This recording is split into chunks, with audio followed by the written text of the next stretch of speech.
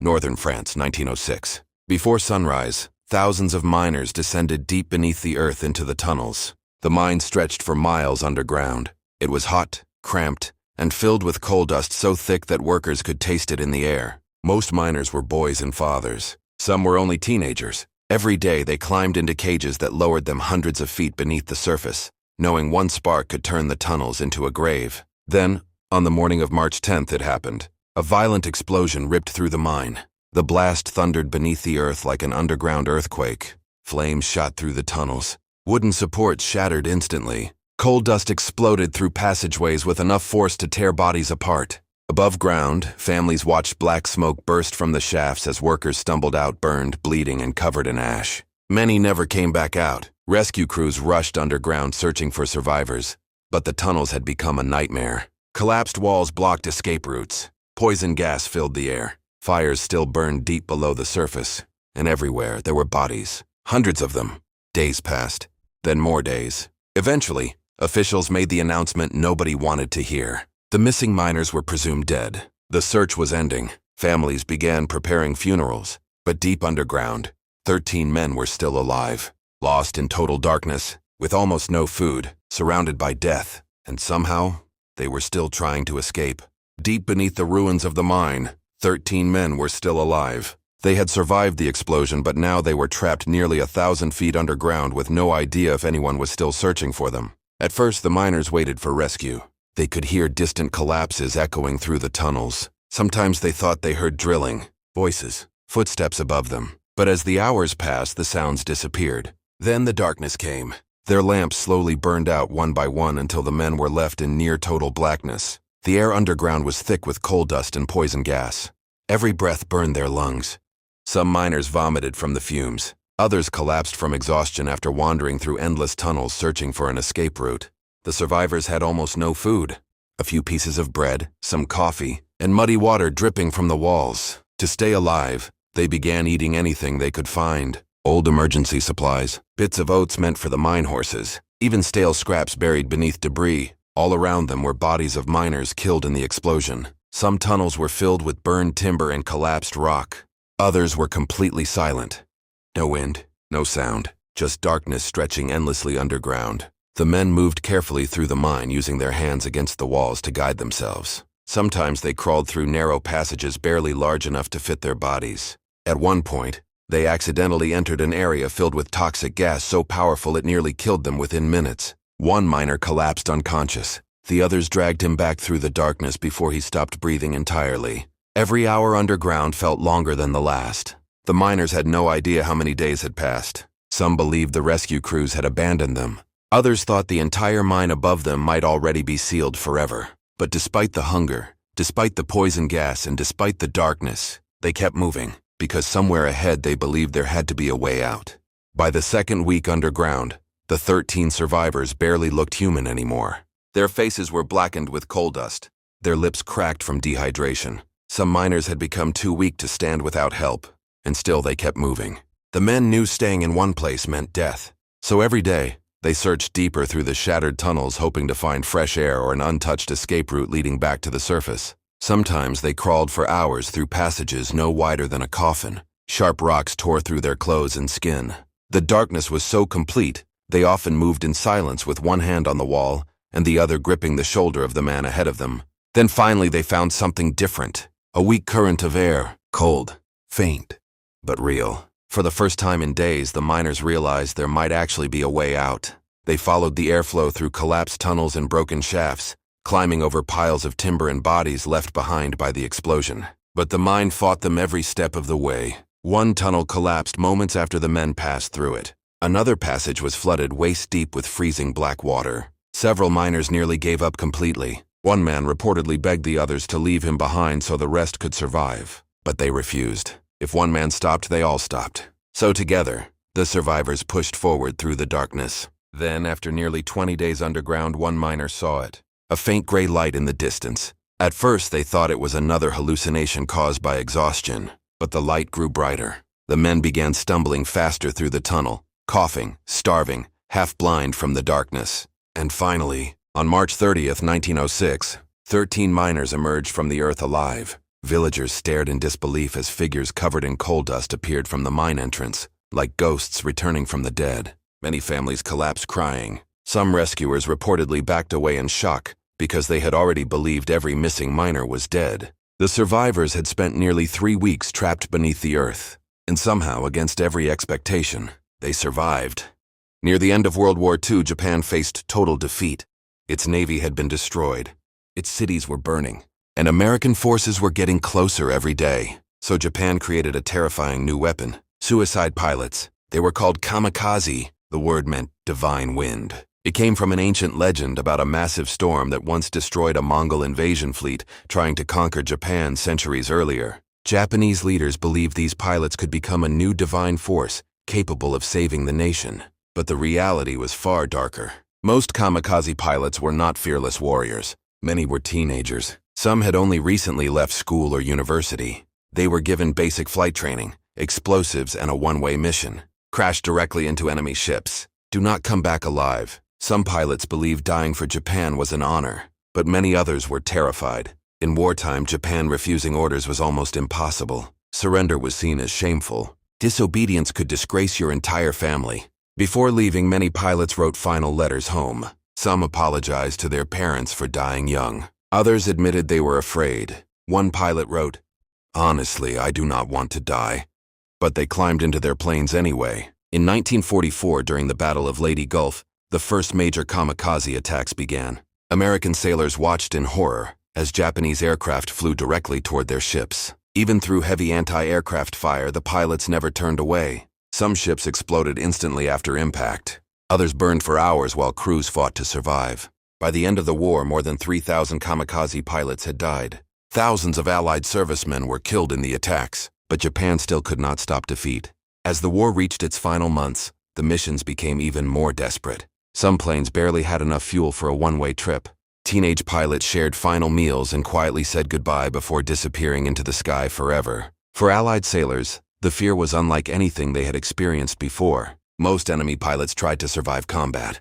Kamikaze pilots did not. Every incoming aircraft carried a man who had already accepted death. And that is what made the kamikaze attacks one of the most chilling chapters in modern history. After the attacks began, the Pacific Ocean became a constant nightmare for American sailors. Every radar warning could mean death was seconds away. Lookouts scanned the skies endlessly, searching for tiny aircraft diving through clouds. And when a kamikaze plane appeared, panic spread across entire ships. Sirens screamed. Anti-aircraft guns opened fire. Sailors ran to battle stations as the aircraft came closer and closer. But what terrified them most was the pilots' determination. Normal enemy planes usually broke away under heavy fire. Kamikaze pilots kept coming. Even after their aircraft caught fire, many continued the attack anyway. Some planes crashed into flight decks packed with fuel and ammunition. Others slammed into destroyers, ripping open steel hulls in massive explosions. Burning oil spread across the ocean. Men jumped into flaming water trying to escape. On some ships, sailors spent entire nights fighting uncontrollable fires while expecting another attack at any moment. The USS Bunker Hill was devastated by kamikaze strikes in 1945. Explosions tore through the carrier. Hundreds of sailors were killed within minutes. Survivors described seeing fire everywhere, smoke filling the sky and bodies thrown across the deck by the blast. The attacks became so relentless that some Allied sailors suffered complete psychological exhaustion. Sleep became impossible. Many feared the sound of aircraft engines more than enemy battleships. Because battleships could retreat, kamikaze pilots could not. And as Japan grew more desperate, the missions became increasingly tragic. Some pilots had almost no flight experience at all. Aircraft were rushed into combat, with barely enough fuel to reach their target. Mechanical failures became common. Some pilots crashed into the ocean before even finding enemy ships. Others disappeared during storms and were never found. By the final months of the war, Japan was sacrificing its youth faster than it could replace them. Students, teenagers, young men who only months earlier had dreamed about ordinary lives. Now they were being turned into human weapons. And despite all the destruction, the kamikaze attacks could not stop the war. In August 1945, after the atomic bombings of Hiroshima and Nagasaki, Japan finally surrendered. The suicide missions ended, but the memories never disappeared. Even decades later, survivors on both sides still describe the attacks with horror, because behind every kamikaze aircraft was a terrifying truth. A young man had been told that dying was more valuable than living.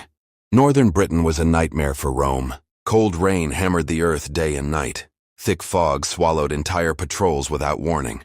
Beyond the hills, tribal warriors watched from the darkness, waiting for the perfect moment to strike. To stop the chaos, Emperor Hadrian ordered the construction of one of the most terrifying frontiers in ancient history: construction of Hadrian's Wall. A massive stone wall stretching across Britain from coast to coast. More than 70 miles of stone, forts, watchtowers, and gates.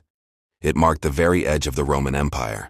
Beyond it was enemy territory, unknown lands, and death. Thousands of Roman soldiers were sent there to guard the frontier. Many came from warm regions of the empire like Syria, North Africa, and Italy. They arrived expecting glory. Instead, they found freezing winds, endless mud, and isolation at the edge of the known world. Some soldiers never adapted, some disappeared during patrols, and some died in ways so horrifying history nearly forgot them completely.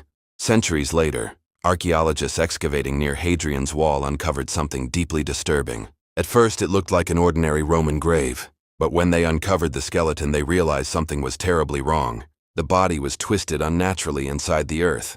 Its spine curved violently. Its arms were bent upward toward the surface. The fingers were curled tightly into the soil, as if the man had desperately clawed for escape in his final moments. Even the skull was tilted back, mouth open toward the sky. It looked less like a burial and more like panic frozen in time. There were no valuable items beside him, no ceremonial weapons, no proper Roman funeral rites, only a shallow grave hidden beneath the frontier wall of the empire. And the deeper archaeologists studied the remains, the more horrifying the theory became. They believed the soldier may not have been dead when he was buried. Some experts suggested he became trapped underground during a tunnel collapse beneath the wall. Others feared something far darker: punishment. The Roman army was brutally strict. Discipline was enforced with terror, cowardice, desertion, mutiny. These crimes could lead to horrifying executions designed to send a message to every soldier stationed on the frontier. And according to some ancient accounts, burial alive was among the cruelest punishments Rome ever used. Imagine the darkness, the weight of dirt pressing onto your chest, the air slowly disappearing, your screams muffled beneath layers of cold earth. Alone beneath Hadrian's Wall and forgotten by the empire you served. Imagine the final moments. You are trapped beneath the earth. No light, no air, only darkness pressing against your face. The soil crushes your chest as you struggle to breathe. Every movement makes the tunnel collapse further around you. You scream for help, but above you, the world is silent. Your fingers claw desperately through the dirt, trying to reach the surface. Nails split, hands bleed, and the air grows thinner with every second. Your heartbeat pounds in your skull, faster and faster, then weaker. Maybe he was a soldier trapped during construction beneath Hadrian's Wall, or maybe Rome buried him there intentionally as punishment. Either way, his death was horrifying, and for nearly 2,000 years, his body remained hidden beneath the frontier of the Roman Empire, frozen in the exact position of terror, a final desperate attempt to escape the darkness. Today, Hadrian's Wall still stands across the hills of northern Britain. Tourists walk beside its ancient stones without ever realizing what may still lie beneath them. Forgotten soldiers, lost graves, and one Roman man who may have died screaming underground while the empire marched on above him. History is filled with weapons so horrifying, soldiers feared them more than death itself. From burning oceans to poison clouds, these are the 5 most terrifying weapons ever unleashed on humanity. At number 5, Greek fire. Created by the Byzantine Empire, Greek fire was a weapon that could burn on water. Enemy ships erupted into flames instantly, and there was almost no way to stop it. Some sailors jumped into the sea to escape, only to find the fire floating beside them. Imagine watching the ocean itself catch fire around you. The exact formula was so secretive, it was eventually lost to history forever. At number 4, mustard gas. During World War I, poison gas transformed battlefields into nightmares. Thick yellow clouds rolled silently across the trenches, and soldiers often didn't realize the danger until it was already too late. Mustard gas didn't always kill instantly. Instead, it burned the lungs, blinded soldiers, and melted skin slowly over hours. Men clawed at their own faces trying to breathe while others stumbled blindly through the smoke, searching for help that never came. And even if you survived the attack, the suffering could last for the rest of your life. At number 3, flamethrowers. Few weapons in history created fear as quickly as fire. Flamethrowers were designed for pure terror. With one pull of a trigger, streams of burning fuel exploded across bunkers, trenches, and entire buildings in seconds. Soldiers trapped inside had almost no chance of escape. The roar of the flames alone caused panic among enemy troops. Many soldiers later admitted they feared being burned alive more than being shot on the battlefield. Some men surrendered instantly the moment they saw a flamethrower operator approaching through the smoke, because once the fire reached you, there was nowhere left to run. At number 2, biological warfare. Long before modern bombs and chemical weapons, armies discovered something even more terrifying. Disease itself could become a weapon. During medieval sieges, infected corpses were launched over city walls using massive catapults. Some armies poisoned wells, contaminated food supplies, and spread plague directly into crowded cities. The enemy wasn't just fighting soldiers anymore. They were fighting sickness, fear, and death hiding in the air around them. Entire populations collapsed without ever seeing the army that attacked them. Streets filled with bodies, cities fell silent, and survivors often believed the end of the world had arrived. Because unlike ordinary weapons, disease could keep killing long after the battle was over. At number 1, the atomic bomb. Then came the weapon that changed humanity forever. On August 6, 1945, a single bomb exploded above the city of Hiroshima. In one blinding flash, buildings vanished, streets disappeared, and tens of thousands of people were killed almost instantly. 3 days later, another bomb struck Nagasaki. But the horror didn't end with the explosion. Survivors wandered through the ruins with burned skin hanging from their bodies. Black rain fell from the sky, and radiation sickness slowly killed thousands more long after the fires were gone. For the first time in history, humanity had created a weapon capable of destroying entire cities in seconds. A weapon so powerful it made the world fear its own extinction. These weapons didn't just destroy armies, they changed history through fear itself. From oceans set on fire to invisible poison drifting through the air, humanity kept creating new ways to spread terror and death. And the most frightening part, the deadliest weapons in history were all created by people. Because every time humanity invents a new weapon, the world moves one step closer to destruction. And somewhere, even deadlier weapons are being built right now. In 1877, one man made a decision that shocked all of Japan. While the world moved into the age of rifles, trains, and modern armies, he chose the sword. Surrounded by thousands of government troops, the samurai drew his blade one final time and charged directly into gunfire. His name was Saigo Takamori, and many still call him the last samurai. For hundreds of years, the samurai ruled Japan. They were warriors bound by honor, men who carried swords everywhere they went, men who lived and died by a brutal code known as Bushido. For generations, they served powerful lords, fought bloody wars, and stood at the center of Japanese society. But by the 1800s, everything was changing. Japan had opened its doors to the outside world. Western technology flooded into the country. Factories rose across the cities. Steam trains thundered through the countryside, and modern rifles began replacing ancient blades. The government wanted a new Japan, a stronger Japan, an industrial Japan, a modern empire capable of standing beside Europe and America. And there was one problem. The samurai no longer fit into that future. Their power was stripped away. Their salaries disappeared. Their traditional hairstyles were mocked. And eventually, the government banned samurai from carrying swords in public. To many warriors, it felt like the death of their identity itself. Some samurai became farmers. Some became teachers. Others fell into poverty. But many burned with anger. They believed Japan was abandoning its soul. And no man felt that betrayal more deeply than one legendary warrior, Saigo Takamori. A man once hailed as a hero of Japan. A man who had helped build the new government itself. But now, he was preparing to destroy it.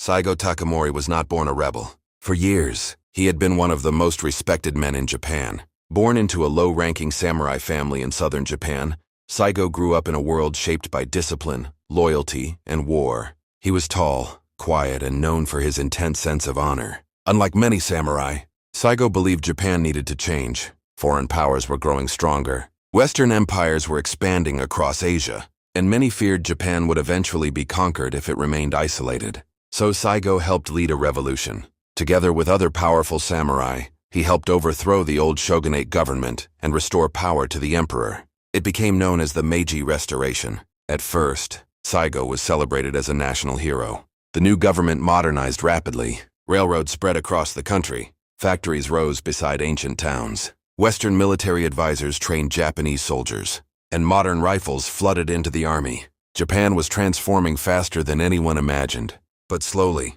Saigo began to feel something was deeply wrong. The government was not simply modernizing Japan. It was erasing the old Japan entirely. Ancient traditions disappeared overnight. Western clothing replaced traditional robes. Young officials mocked the samurai as relics of the past, and the warrior class that had protected Japan for centuries was now treated like a burden. Saigo watched former samurai fall into poverty. Some sold their swords just to survive. Others wandered the streets without purpose. Many turned to alcohol. Some took their own lives. To Saigo, it felt like the soul of Japan was dying. And then came the final insult. The government outlawed samurai from carrying swords in public. For centuries, the sword had been more than a weapon. It was identity, honor, tradition itself. Now, the government wanted it gone. Across southern Japan, anger spread like fire. Former samurai gathered in secret. Some whispered about rebellion. Others begged Saigo to lead them. At first, he resisted. He knew the government possessed rifles, cannons, and modern armies. A war against them would be suicide. But the pressure continued growing. And eventually, Saigo Takamori made his decision. If Japan was going to destroy the samurai, then the samurai would make one final stand. In early 1877, the samurai finally rose against the government. Across southern Japan, thousands of former warriors answered Saigo Takamori's call. Some arrived carrying ancient family swords passed down for generations. Others wore old armor hidden away since the age of civil war. Many believed they were fighting for more than survival. They believed they were fighting for the soul of Japan itself. At first, the rebellion moved quickly. Saigo and his followers marched north from Kagoshima toward Tokyo. Villages welcomed them as heroes. Former samurai joined their ranks daily, and rumors spread across Japan that the government might actually fall. But the world had changed. This was no longer the Japan of swords and horseback warriors. The imperial army was modern. Young conscript soldiers armed with rifles stood behind trenches and artillery. Western military advisors had trained them. Factories supplied endless ammunition. Steamships transported troops across the country faster than ever before. The samurai were marching into a new kind of war, and they were hopelessly outmatched. At first, many samurai still believed courage could overcome bullets. They charged rifle positions with swords drawn. Some wore traditional armor into machine gun fire. Others fought with almost no ammunition at all. Again and again, the government guns tore them apart. Entire charges vanished in seconds. The dead covered roads, hillsides, and muddy fields. But even as the losses mounted, the samurai refused to surrender. To many of them, death was preferable to dishonor. The rebellion slowly became a nightmare. Food ran low. Ammunition disappeared. Wounded men were left behind in burning villages. Every battle pushed the samurai farther south. Every defeat shrank their numbers. And still, Saigo refused to give up.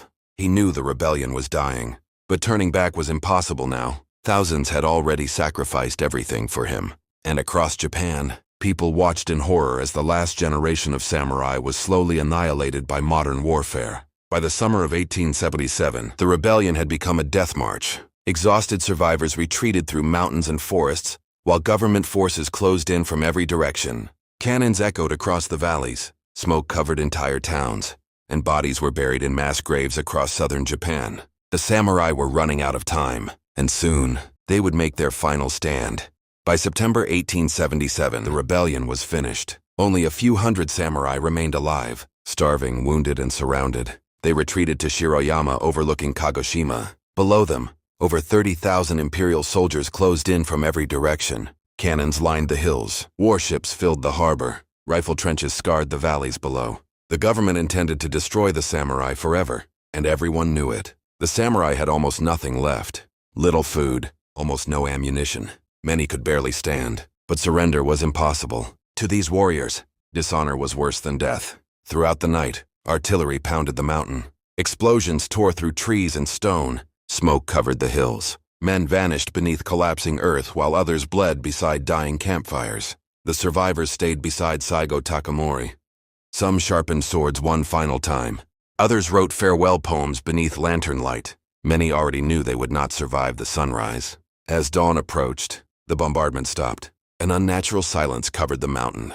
The surviving samurai rose slowly to their feet. Armor cracked from weeks of war, faces hollow from exhaustion, hands trembling around blood-stained swords. Far below them, thousands of imperial soldiers waited with rifles aimed uphill. The modern world stood on one side. The old world stood on the other. And then, the samurai charged. With swords raised high, they stormed directly into rifle fire. Gunshots thundered across the valley. Men fell instantly. Bodies rolled down the slopes. Smoke swallowed the battlefield, but some samurai kept advancing. A few reached the trenches alive. For a brief moment, the battle became hand-to-hand combat. Swords clashed against bayonets. Rifles became clubs. Mud turned red beneath thousands of footsteps. It was the last true samurai battle in Japanese history, and it lasted only minutes. One by one, the remaining warriors were cut down. Saigo Takamori had already been badly wounded. No one knows exactly how he died, but when the gunfire ended, the samurai were gone. The rebellion was over, and with it, an entire age of Japan disappeared forever. Today, Saigo is remembered not simply as a rebel, but as the symbol of a dying world. A man trapped between tradition and modernization, between the sword and the rifle. Because in the end, the last samurai knew he could never win. Before we begin, close your eyes for a moment. Imagine living in a world where the ocean was lawless. No radios, no rescue ships, no way to call for help once you disappeared beyond the horizon. In the early 1700s, crossing the Atlantic meant risking everything. Violent storms, starvation, disease, and far worse things hiding out at sea. Because somewhere beyond the fog, there was a pirate captain whose name spread terror across the world. Merchants feared him, navies hunted him, and sailors whispered stories about him in terrified silence. They said entire ships surrendered the moment his black flag appeared. They said smoke poured from his beard during battle. They said he looked less like a man and more like something from a nightmare. His name was Blackbeard, and this is the terrifying true story of the pirate who made the Atlantic Ocean fear him. He burned cities, executed prisoners, and made entire nations fear the black flag. In the early 1700s, one pirate captain became so terrifying, ships surrendered before he even fired a cannon. His name was Edward Teach, better known as Blackbeard, and his legend was built on fear. Blackbeard sailed the Caribbean during the golden age of piracy, but unlike other pirates, he understood something terrifying. Fear and was stronger than weapons. Before battle, he tied slow-burning fuses into his giant black beard. Smoke surrounded his face. Witnesses said he looked like a demon rising from hell, and most crews surrendered instantly. In 1718, Blackbeard did something almost impossible. He blockaded the entire port of Charleston, South Carolina. For days, no ship could enter, and no ship could leave. Merchant vessels were captured one by one. Terrified passengers were dragged onto pirate ships. The city watched in fear, knowing Blackbeard controlled the sea. An entire colony was powerless against a single pirate captain. Blackbeard commanded the infamous Queen Anne's Revenge. The massive ship carried rows of deadly cannons and a crew of hardened pirates. When the black flag appeared on the horizon, panic spread instantly. Some sailors surrendered immediately. Others jumped into the ocean, rather than face Blackbeard himself. Eventually, the British Navy decided Blackbeard had to die. Warships were sent to hunt him down. In November 1718, the final battle finally began. Cannons exploded across the sea. Smoke covered the water. Pirates and Royal Navy soldiers crashed together in brutal hand-to-hand combat. Blackbeard fought at the center of the chaos. Witnesses claimed he was shot multiple times. Others said he was stabbed again, and still refused to fall, even badly wounded. He kept fighting like a man possessed. The battle only ended when Blackbeard finally collapsed onto the deck of his ship. When the fighting stopped, his severed head was hung from a British ship as a warning to every pirate in the Atlantic. But the warning failed, because Blackbeard had already become a legend, and centuries later, his name still terrifies the world. Blackbeard was dead, but his legend only grew stronger. News of the terrifying pirate spread across the Atlantic Ocean. From crowded ports in the Caribbean to taverns in England, sailors whispered his name in fear. They spoke about the pirate with burning fuses in his beard, the man who looked like a demon in the smoke of battle, the captain who could make entire ships surrender without firing a single cannon. Some sailors believed Blackbeard's ghost still haunted the sea. They claimed a dark ship appeared through the fog on stormy nights, black sails moving silently across the water. No lanterns, no crew voices, only the sound of waves, and distant cannon fire echoing across the ocean. Others swore they saw a giant shadow standing on the deck, watching them, waiting. Terrified crews sometimes refused to sail at night because of the stories. For generations, parents warned their children about the pirate called Blackbeard. Merchants feared the open sea, and sailors prayed they would never see the black flag rising on the horizon, because Blackbeard understood something most men never could. Fear was stronger than weapons. Fear could control cities. Fear could stop armies. Fear could turn an ordinary pirate into a living nightmare. During his life, he became one of the most feared men on Earth, and And after his death, he became something even more powerful. A legend, a monster of the sea, a name that survived centuries of history. And even today, the story of Blackbeard still refuses to die. There are moments in history so terrifying that entire lives are remembered for a single sentence. A king facing execution, a soldier laughing seconds before death, a pirate refusing to surrender even as bullets tore through him. These weren't speeches prepared for history books. These were the final words real people spoke, right before they died. And some of them are truly horrifying. Tonight, we hear the last voices of the dead. Number 5. May 9th, 1864. The American Civil War had already become one of the bloodiest conflicts in human history. Smoke covered the battlefield near Spotsylvania Courthouse, Virginia. Union soldiers crouched behind trees and dirt trenches as Confederate sharpshooters fired from the distant woods. Every few seconds, crack, another bullet tore through the air. The soldiers panicked, ducking lower into cover. But one man stood completely calm. Union General John Sedgwick, one of the highest-ranking officers in the entire Union Army. He watched his frightened men scrambling for safety and reportedly grew irritated. The enemy snipers were hundreds of yards away. To him, the fear seemed ridiculous. Sedgwick turned toward his soldiers with a grin. Then he said the words history would never forget. They couldn't hit an elephant at this distance. Seconds later, crack, a Confederate sniper bullet tore through his face. The general collapsed instantly, dead before his body hit the ground. Silence spread through the trenches. The men who had laughed only moments earlier now stared in horror at the corpse of one of the Union's most respected commanders. One sentence, one bullet, and one of the most chilling ironies in history. But history has always been filled with final words that feel almost impossible to believe. Some were brave, some were tragic, and some sounded like death itself was already standing in the room. Our next story takes us far from the smoke of the Civil War to the blood-soaked deck of a pirate ship in the Atlantic Ocean. Number 4. November 22nd, 1718. The sea near North Carolina erupted into chaos. Cannons thundered across the water, smoke rolled over the decks, and terrified sailors watched one man refuse to die. His name was Edward Teach, but history remembers him as Blackbeard, the most feared pirate on Earth. For years, stories about him spread across the oceans like nightmares. They said he twisted burning fuses into his beard before battle, that his face vanished behind smoke and fire, that he looked less like a man and more like something dragged out of hell itself. British naval forces had finally decided to hunt him down. Lieutenant Robert Maynard led the attack. At sunrise, the pirate hunters boarded Blackbeard's ship. Steel crashed against steel. Gunshots exploded through the smoke. Men screamed as blood covered the wooden deck. And in the middle of the slaughter, Blackbeard kept fighting. Witnesses claimed he was shot multiple times, stabbed again and again. Yet somehow he still refused to fall. The pirate captain swung his sword wildly as bodies collapsed around him. Then finally, after a brutal fight face-to-face with Maynard's men, Blackbeard staggered backward, dying, bleeding from countless wounds. But even then, the pirate only smiled. According to legend, his final words were simple. "Well done, lad." Moments later, Blackbeard collapsed onto the deck, dead at last. When the battle ended, the British cut off his head and hung it from their ship as a warning to every pirate in the Atlantic. But the legend never disappeared. Because even today, history still remembers the pirate who laughed in the face of death. But not all final words were spoken in the middle of battle. Some came quietly, spoken not by pirates or soldiers, but by kings and queens walking calmly toward death. And few executions in history were watched with more horror than this one. Number 3. Paris, October 16th, 1793. The French Revolution had turned the streets into rivers of fear. Thousands had already been dragged to the guillotine. Nobles, priests, politicians, anyone accused of betraying the revolution.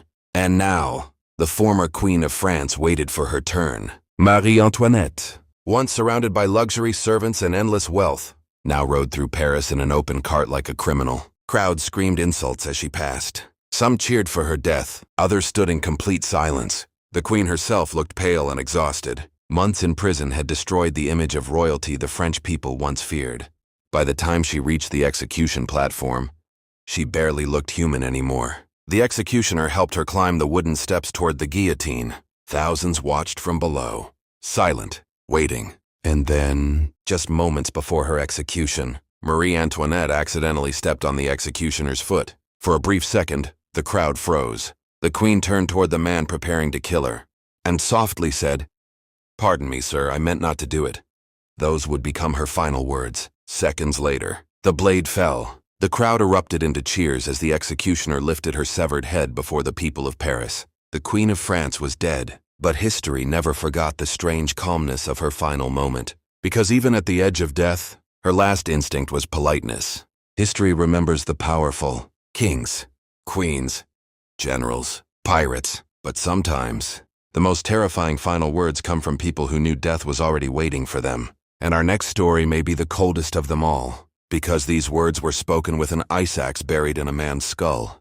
Number 2, Mexico City, August 20th, 1940. Rain tapped softly against the windows of a quiet office. Inside sat one of the most hunted men on earth, Leon Trotsky, former revolutionary, enemy of Joseph Stalin, a man who had spent years running from assassins sent to silence him forever. By then, Trotsky trusted almost nobody. Armed guards protected his home. High walls surrounded the compound. Every visitor was searched carefully before entering, because everyone knew Stalin wanted him dead. And on that afternoon, death finally arrived. A man Trotsky believed he could trust entered the office carrying papers beneath his coat. His name was Ramon Mercader, but he wasn't there to talk politics. As Trotsky leaned forward to read the documents, Mercader suddenly pulled out an ice axe and drove it directly into Trotsky's skull. The room exploded into chaos. Trotsky screamed, but unbelievably, he didn't die instantly. Instead, witnesses said he stood up and fought back despite the horrific wound. Blood poured across the floor as guards rushed into the room. Mercader was beaten and captured immediately, and somehow, Trotsky was still conscious. Doctors raced to save him, but deep down, everyone already knew the truth. The attack had succeeded, as Trotsky lay dying, barely able to speak. He looked toward the people around him and quietly whispered, "I think this time they have succeeded." Those became his final words. The next day, Leon Trotsky died from the wound, and history would forever remember one of the most chilling assassination endings ever recorded. Not because of the weapon, not because of the killer, but because even with death already inside his skull, Trotsky understood exactly what was happening. Number 1. England, May 19, 1536. The Tower of London stood silent beneath a cold gray sky. Inside its stone walls waited one of the most shocking executions in royal history, Anne Boleyn, Queen of England, second wife of King Henry VIII. The woman who had once changed the course of an entire kingdom. For years, Henry had obsessed over her. He broke England away from the Catholic Church to marry her, destroyed alliances, defied Rome itself, all for Anne Boleyn. But power inside royal courts changes quickly, and now, the same king who once loved her wanted her dead. Anne had been accused of adultery, treason, even incest, charges many historians still believe were invented to remove her from power. By sunrise, crowds gathered near the execution scaffold inside the tower grounds. Soldiers stood silently around the platform. Witnesses later described Anne as strangely calm. She wore a simple gray gown, no crown, no jewels, no sign of the queen she once was, only a woman preparing to die. Unlike most executions in England, Henry ordered a skilled French swordsman to carry out the sentence quickly. As Anne stepped toward the scaffold, the crowd became completely silent. And then, just moments before her execution, Anne Boleyn turned toward the people watching her die and softly said, "I pray God save the king." The very man who had condemned her. Those became her final words. Seconds later, the swordsman's blade flashed through the air, and the Queen of England was gone. But history never forgot the haunting loyalty inside her final sentence. Because even after betrayal, even after imprisonment, even at the edge of death itself, Anne Boleyn still prayed for the man who ordered her execution. War destroys cities, it destroys nations. But sometimes, the worst thing it destroys is family. During one of the bloodiest battles of World War II, a young soldier was ordered to retreat, but he refused, because lying in the snow behind him was his dead brother, and no matter what happened next, he swore he would bring him home. The two brothers had enlisted together at the start of the war. Like thousands of young men, they believed they were protecting their country. They believed the war would end quickly. They were wrong. Months turned into years. The brothers survived artillery fire, machine gun fire, starvation, and freezing winters. Every single day, soldiers around them disappeared. Some were blown apart instantly. Others screamed for medics that never came. But somehow, the brothers survived together, and in war, that bond became stronger than anything else. Before every battle, they made the same promise to each other. If one of us dies, the other brings him home. Then came the battle that changed everything. The sky was black with smoke. Explosions shook the earth non-stop. Bodies covered the frozen ground. Soldiers could barely hear commands anymore because the artillery was so loud. The brothers were trapped inside a ruined forest. Trees exploded into splinters around them. Machine gun fire ripped through the snow. Men screamed in every direction. Then it happened. A shell exploded nearby. The younger brother was hit instantly. The soldier turned and saw his brother collapse into the snow, not moving, not breathing, dead. For a moment, everything around him went silent. No gunfire, no explosions, nothing. Just his brother lying there in the freezing snow. Then officers began screaming for retreat. Anyone left behind would die, but the soldier refused to move. He ran back toward his brother, while bullets ripped through the trees around him. Other soldiers screamed at him to turn back, but he ignored every single one of them. All he could see was his brother lying alone in the snow. The soldier dropped beside the body. His hands were shaking. Snow covered his brother's face. His eyes stared blankly into the sky. For a moment, the soldier couldn't breathe. Then another explosion hit nearby. The ground shook violently. Snow and dirt rained down around them. And suddenly, he remembered the promise. If one of us dies, the other brings him home. The soldier wiped the snow from his brother's face, then slowly lifted the body onto his shoulders. The weight nearly pulled him into the snow. His brother's gear was soaked and frozen, but somehow he stood back up. Around him, the battle was collapsing. Soldiers were retreating through smoke and fire. Machine gun rounds snapped through the forest. Trees exploded apart beside him, but the soldier began walking anyway, one step at a time, carrying his dead brother through hell. The journey became torture. Every step felt heavier than the last. His brother's body dragged against his shoulders. The freezing wind cut through his uniform like knives. Snow soaked through his boots. His legs trembled with exhaustion, but he kept walking. Behind him, the battlefield burned. Explosions lit up the dark forest like lightning. Machine gun fire echoed through the trees. Retreating soldiers rushed past him in panic. Some stared at him in disbelief. Others shouted at him to leave the body behind. But the soldier refused. The promise was all he had left now. Hour after hour, he dragged himself through snow and smoke. Sometimes he slipped and collapsed into the frozen mud. Each time, he forced himself back up again. His hands were numb. His shoulders were bleeding beneath the weight. At one point, another soldier tried to help carry the body. But he shook his head. No, the word barely came out, but he meant it. This was his brother, and he would carry him himself. The snowstorm grew worse. Cold wind howled through the shattered trees. Bodies lay frozen beside the path behind him. Some looked like they had simply fallen asleep. Others were barely visible beneath the snow. But the soldier never stopped walking. One step, then another, and another, carrying his brother through the freezing darkness. By the final stretch, the soldier could barely feel his legs anymore. Every muscle in his body screamed in pain. His vision blurred from exhaustion. Snow covered both of them completely now. From a distance, they almost looked like ghosts moving through the storm. The battlefield behind him had gone quiet. No more shouting, no more gunfire nearby, only the sound of freezing wind and his heavy footsteps in the snow. Sometimes, he thought he heard his brother's voice beside him. Small memories began flooding into his mind. The two of them as children, fishing together in summer, laughing at stupid jokes before the war. Their mother crying the day they enlisted. Back then, they thought they were invincible. Now one of them was dead, and the other was barely still standing. At one point, the soldier collapsed to his knees again. His brother's body slipped partly into the snow. For a few seconds, he didn't move. The cold was winning. His body wanted to stay there forever. But then he looked down at his brother's frozen face, and somehow, he forced himself back up one last time. Step by step, through the freezing darkness, he kept walking toward friendly lines. At last, through the snowstorm ahead, the soldier saw lights in the distance, friendly lines. He tried to move faster, but his body was failing completely now. Every breath burned in his chest. His knees shook beneath the weight. The frozen body on his shoulders felt impossibly heavy. Still, he refused to stop. As he stumbled closer, other soldiers finally spotted him through the storm. At first, they thought he was a ghost, a frozen figure walking alone through the darkness. Then they realized what he was carrying. Several soldiers ran toward him immediately. One of them shouted for a medic. Another tried to take the body from his shoulders. But the soldier wouldn't let go. Not yet. His frozen hands clung tightly to his brother's uniform. He had carried him this far. He wasn't letting go now. The soldiers guided him through the snow. Some stared at him in shock. Others said nothing at all.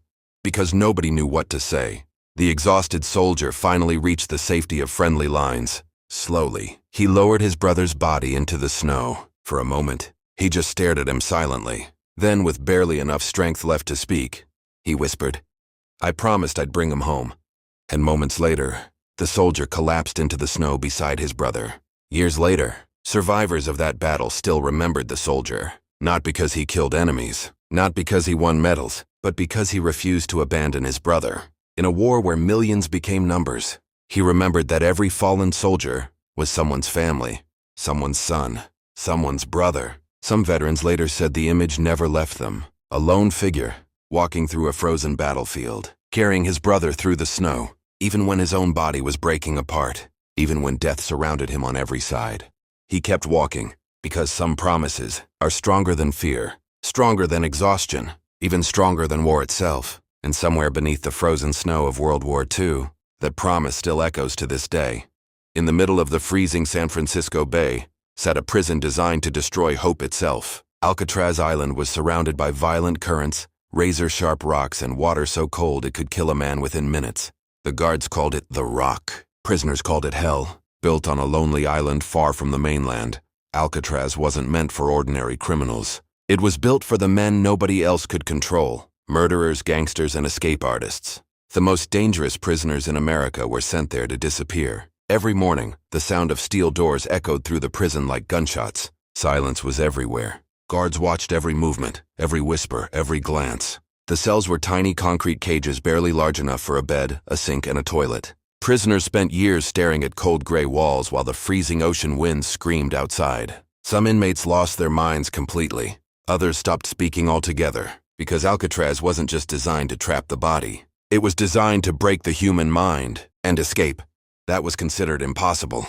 The island sat more than a mile from shore, surrounded by deadly waters filled with crushing currents powerful enough to drag even strong swimmers out into the darkness. Guards believed no man could survive the crossing. Many prisoners believed it too, but not everyone. Deep inside cell block B, one prisoner was already studying the walls, watching, waiting, and planning the impossible. Deep inside cell block B, one prisoner was already studying the walls. His name was Frank Morris. Quiet, intelligent, and dangerous. By the time Frank Morris arrived at Alcatraz, he had already escaped from multiple prisons across America. Guards believed Alcatraz would finally stop him forever. They were wrong. Soon Morris recruited two brothers housed nearby, John Anglin and Clarence Anglin. The Anglin brothers weren't violent killers. They were bank robbers raised in poverty, known for staying calm under pressure. Together, Frank Morris, John Anglin, and Clarence Anglin began planning the most famous prison escape in American history. Every single night after guards finished their patrols, the three men worked in complete darkness, using stolen spoons, scraps of metal, and even a homemade drill built from a broken vacuum cleaner motor. They slowly chipped away at the concrete hidden behind their sinks.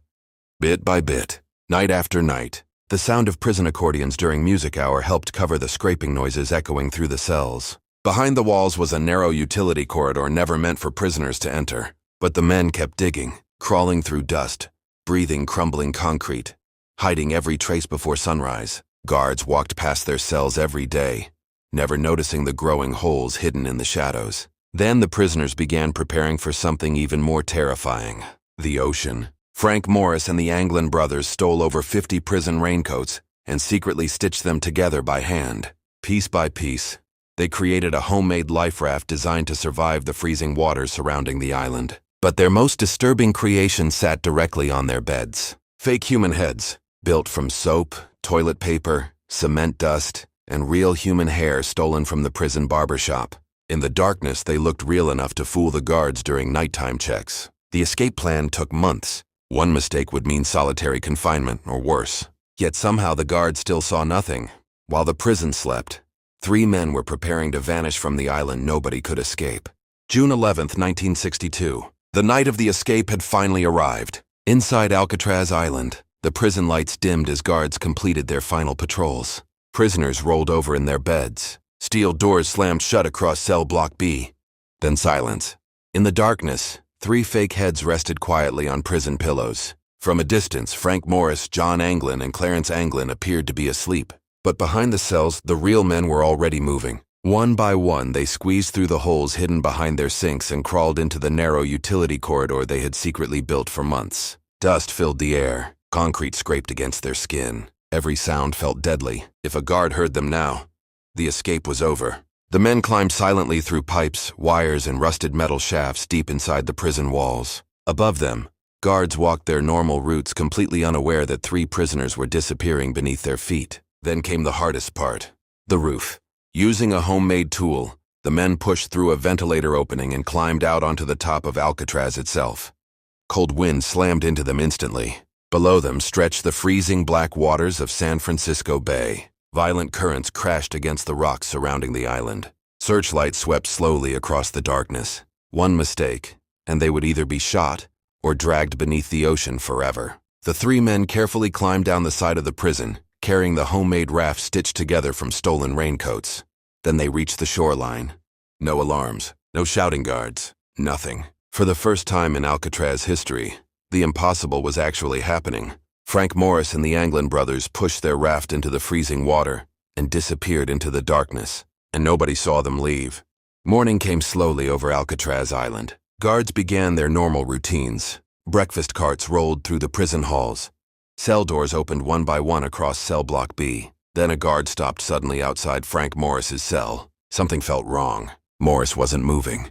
The guard stepped closer and grabbed the prisoner's head. It crumbled apart instantly. Soap, toilet paper, human hair. The entire prison exploded into chaos. Guards stormed through the cell block screaming for lockdown. Sirens echoed across the island as armed officers searched every corridor, rooftop, and tunnel inside Alcatraz. Then they found the holes hidden behind the sinks. The prisoners were gone. Panic spread quickly through the prison. Search boats rushed into San Francisco Bay.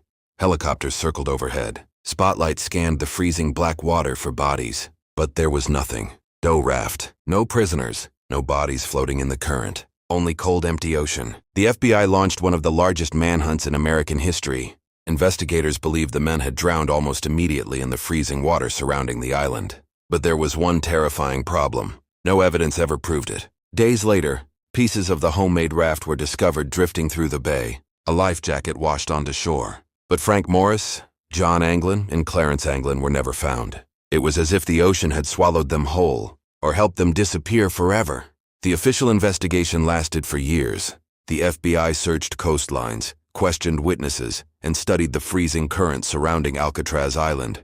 Most investigators reached the same conclusion. Frank Morris, John Anglin, and Clarence Anglin had drowned somewhere in the black waters of San Francisco Bay. The currents were too powerful. The water was too cold. No ordinary person could survive it. Case closed. But the story refused to die, because strange things kept happening. Years after the escape, members of the Anglin family claimed they received mysterious flowers delivered anonymously to family funerals. 2 unusually tall women wearing heavy makeup appeared briefly at one funeral, then disappeared before anyone could question them. Some relatives believed the brothers had secretly returned home. Then came the sightings. Witnesses across America claimed they had seen Frank Morris and the Anglin brothers living under false identities. Most reports were dismissed immediately, but one piece of evidence terrified investigators. In 1975, a photograph surfaced from Brazil. The image allegedly showed John and Clarence Anglin standing together on a remote farm more than a decade after the escape. Former federal investigators studied the photograph for years. Some believed it was genuine, others called it impossible. Then, decades later, the mystery became even darker. In 2013, police received a handwritten letter supposedly written by John Anglin himself. The letter claimed all 3 men had survived the escape from Alcatraz. It said Frank Morris had died years earlier. It claimed John Anglin was old, sick, and ready to surrender. Authorities tested the letter carefully, but they could never fully prove whether it was real. To this day, nobody knows what truly happened that night in 1962. No bodies were ever found. No graves. No final proof. Only theories. Some believe the ocean swallowed them alive within minutes. Others believe Frank Morris and the Anglin brothers achieved the impossible and vanished into history forever. But somewhere beneath the freezing waters surrounding Alcatraz, the truth still waits in silence. And one terrifying question remains unanswered. Did 3 men really escape from the island nobody could escape from? Thousands of bodies stood frozen outside the castle walls. Not buried, not burned, but displayed. Some were still alive. The invading soldiers stopped in silence as the smell of death drifted through the forest. Then they realized. The man responsible was waiting for them inside. The smell reached the soldiers before the castle did. Rotting flesh, smoke, and blood. For miles, the road ahead was silent except for the sound of boots pressing into wet earth. No birds sang in the trees. No animals moved through the forest. Then the soldiers saw them. Hundreds of them, some hanging from wooden spikes, others already collapsing into the dirt beneath them. Men, women, and children, all left there to rot beneath the gray Romanian sky. And at the center of it all stood the fortress of Vlad the Impaler. Centuries later, the world would remember him as Dracula. But the truth was far more terrifying than the legend. Because Vlad was real, and the horrors he unleashed across Eastern Europe were not myths. They were history. In the 15th century, the land of Wallachia sat between powerful empires. To the south stood the unstoppable forces of the Ottoman Empire. To the north, rival kingdoms fought endlessly for control. War was constant. Death was ordinary. But even in an age already soaked in violence, Vlad terrified the world around him. As a child, Vlad had been taken hostage by the Ottomans alongside his younger brother. The boys were held far from home, surrounded by enemies, raised beneath the shadow of execution. Every mistake could mean torture. Every act of weakness could mean death. Historians still debate what those years did to him, but many believe the boy who entered captivity never truly returned. When Vlad finally reclaimed his throne in Wallachia, he ruled through fear. Not ordinary fear. Absolute fear. Thieves were executed publicly. Enemies were mutilated. Entire villages vanished overnight, but one punishment became his signature. Impalement. A sharpened wooden stake forced slowly through the body while the victim was still alive. Death did not come quickly. Some suffered for hours, others for days. The purpose was not simply execution. It was terror. Vlad wanted every traveler, every merchant, and every invading soldier to see exactly what waited for those who crossed him. And soon, the roads into Wallachia became lined with the dying. The forests themselves began to look haunted. Travelers described fields of bodies swaying in the wind like grotesque scarecrows. The air carried the smell of decay for miles. Even hardened soldiers struggled to look at the victims for long. But Vlad believed fear was stronger than armies. And for a time, he was right. The Ottoman army expected resistance. They expected ambushes, arrow fire, burned villages. What they did not expect was silence. As Sultan Mehmed's forces marched deeper into Wallachia, the countryside appeared abandoned. Farms stood empty beneath dark clouds. Wells had been poisoned. Livestock lay rotting beside deserted roads. Even the forest felt wrong. No voices, no movement. Only wind moving through the trees. Vlad had no intention of defeating the Ottomans through strength alone. He intended to break them psychologically. Night after night, his riders struck without warning. Ottoman camps awoke to screams in the darkness as soldiers vanished into the trees. Fires erupted suddenly across the hills before disappearing again into blackness. No one felt safe. Sleep became impossible. Fear spread faster than disease. Some soldiers began to whisper that Vlad was no ordinary man, that he did not fight like a king. He hunted like something else. And then the army reached Târgoviște. At first, the men in the front ranks thought the shapes ahead were trees. Thousands of dark silhouettes stretching across the valley floor beneath the gray sky. But as the army moved closer, the truth emerged from the fog. Bodies, an entire forest of them, rows upon rows of impaled corpses covering the landscape for miles. Some still wore Ottoman armor. Others had already decayed into skeletal remains, swaying slowly in the wind. The smell became unbearable. Even hardened veterans stopped in horror. Horses panicked. Some soldiers vomited where they stood. The valley itself seemed cursed. At the center of the nightmare stood the largest stake of all. A warning, a message from Vlad himself. This was not simply punishment. It was theater. Terror designed to enter the minds of his enemies long before battle ever began. And for the first time in years, the unstoppable Ottoman army hesitated, because the men marching into Wallachia realized something horrifying. Their enemy did not fear death. He wanted the world to fear him instead. Inside Wallachia, fear became law. Villagers whispered Vlad's name carefully, often refusing to say it aloud after dark. Travelers avoided lonely roads. Merchants hurried through towns before sunset. No one knew who might disappear next. Vlad demanded absolute obedience, and those who failed him rarely survived long enough to make the same mistake twice. Thieves were dragged into public squares. Corrupt nobles vanished overnight. Entire families were punished together. The punishments were not hidden. That was the point. Vlad wanted terror to spread faster than rebellion ever could. In the markets of Târgoviște, Crowds gathered beneath gray skies to witness executions carried out before hundreds of silent spectators. Soldiers forced citizens to watch. No one looked away, because looking away could itself become suspicious. Some stories claimed Vlad left golden cups beside public fountains without guards. Yet no one dared steal them, not because the people were honest, because they were terrified. And slowly, Wallachia changed. Crime nearly vanished. Disobedience disappeared. Fear ruled where armies once struggled. But the stories surrounding Vlad grew darker with every passing year. Foreign diplomats described banquets held beside rows of dying prisoners. Others claimed Vlad calmly ate meals while victims screamed nearby beneath the wooden stakes. Historians still debate how much was truth and how much became legend. But even his enemies agreed on one thing. Vlad understood fear better than almost any ruler of his age. To him, terror was not cruelty for its own sake. It was power. Power over enemies. Power over citizens. Power over the human mind itself. And the more people feared him, the stronger he became. Soon, stories of the Prince of Wallachia spread far beyond Eastern Europe. German merchants printed horrifying pamphlets describing forests of impaled bodies and rivers stained with death. Across the continent, Vlad's name transformed into something larger than a king, something darker, a monster hiding behind a crown. And yet, despite the terror surrounding him, many in Wallachia still saw him as their protector. Because beyond the cruelty stood a brutal truth. The Ottoman Empire feared him, and in an age where kingdoms vanished overnight, fear may have been the only thing keeping Wallachia alive. By the summer of 1462, the Ottoman Empire had finally had enough. Sultan Mehmed II, the conqueror of Constantinople himself, marched toward Wallachia with a massive army. Tens of thousands of soldiers crossed the Danube beneath Ottoman banners, determined to crush Vlad once and for all. Against such numbers, Wallachia should have fallen quickly, but Vlad had no intention of fighting a normal war.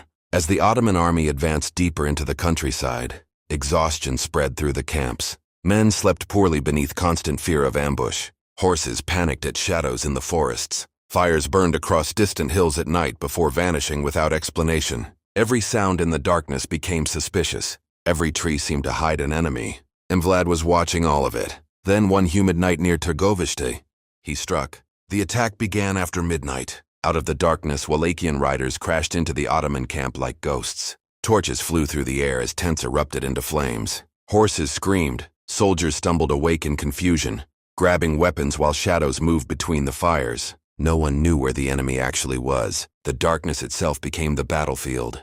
Some Ottoman soldiers attacked their own men in the chaos. Others fled blindly into the woods, convinced they were surrounded. Above the screams came the sound of horns echoing across the valley, and somewhere within the confusion, Vlad searched for the Sultan himself. According to chroniclers, Vlad intended to kill Mehmed during the raid and end the invasion in a single night. Wallachian riders cut through the camp trying to reach the royal tents, while flames spread through the darkness around them. For hours, the Ottoman camp descended into terror. Smoke covered the stars, the air filled with ash. Burning tents collapsed beside screaming horses and panicked soldiers. Even experienced veterans struggled to understand what was happening, because this was not merely battle. It was psychological warfare perfected. Vlad understood something most rulers never did. Men did not break only from defeat. They broke from fear, from exhaustion, from confusion, and from the feeling that nowhere was safe anymore. By dawn, the Wallachians had vanished back into the forests. The camp still smoldered beneath the morning fog. Bodies lay scattered between burned tents and overturned wagons. Survivors stared silently into the smoke, unable to forget the nightmare they had lived through only hours earlier. The Sultan survived, but the message was clear. Even surrounded by one of the largest armies in the world, Vlad was still hunting them in the dark. But fear alone could not stop time. The years of war had exhausted Wallachia. Villages lay burned across the countryside. Trade collapsed and fields stood empty beneath the shadow of endless conflict. And slowly, Vlad's enemies closed in. The Ottomans still wanted him dead. Rival nobles wanted revenge. Even some allies had begun to fear the monster they once supported.